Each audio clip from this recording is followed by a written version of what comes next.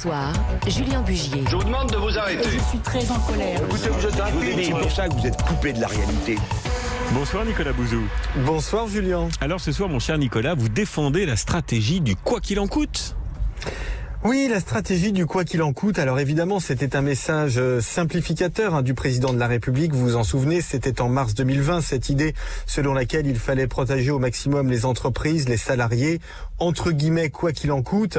Un message simple, mais quand on est dans une période de crise aussi grave, on a besoin d'envoyer des messages extrêmement synthétiques et très rassurants à l'opinion publique. Évidemment, ça a coûté cher, des centaines de milliards d'euros. Mais vous savez, Julien, si on n'avait rien fait, si on n'avait pas soutenu les entreprises, si on n'avait pas soutenu les salariés, si on n'avait pas mis en place le fonds de solidarité, on aurait eu une récession beaucoup plus forte, on aurait eu beaucoup plus de chômage, beaucoup plus de faillites, et ça aurait peut-être coûté en réalité aussi cher aux finances publiques. Et puis, le résultat finalement de cette politique a été plutôt bon. Il n'y a pas beaucoup de faillites aujourd'hui en France. En tout cas, les entreprises qui sont dans une situation extrêmement compliquée, pour la plupart l'étaient avant la crise, et très schématiquement, l'économie française aujourd'hui, c'est à peu près la même qu'au début de la crise. Le chômage a assez peu augmenté, on a eu des destructions d'emplois depuis le début de la crise, quelques dizaines de milliers d'emplois détruits, c'est évidemment toujours trop, mais eu égard à la force absolument exceptionnelle de la récession, on peut dire quand même que cette politique a été plutôt efficace. Bien, la question se pose, Nicolas Bouzou, faudra-t-il augmenter les impôts ?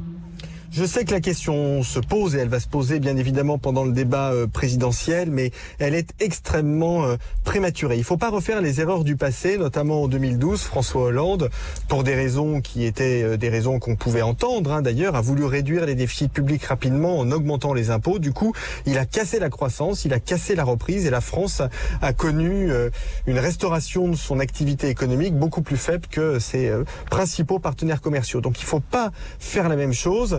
Il faut pas parler d'impôts, c'est prématuré, tant pis si on a des déficits publics, c'est un moindre mal. Surtout, il faut faire les choses dans l'ordre. On est dans une crise sanitaire qui n'est pas terminée et qui a des conséquences économiques. Faire les choses dans l'ordre, ça veut dire, et d'une, continuer la vaccination. Quand je vois que le rythme de la vaccination décélère, je suis très inquiet.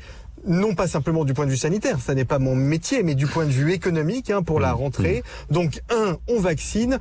2, il faudra relancer l'économie, faire un plan de relance pour ramener l'activité économique à un niveau élevé.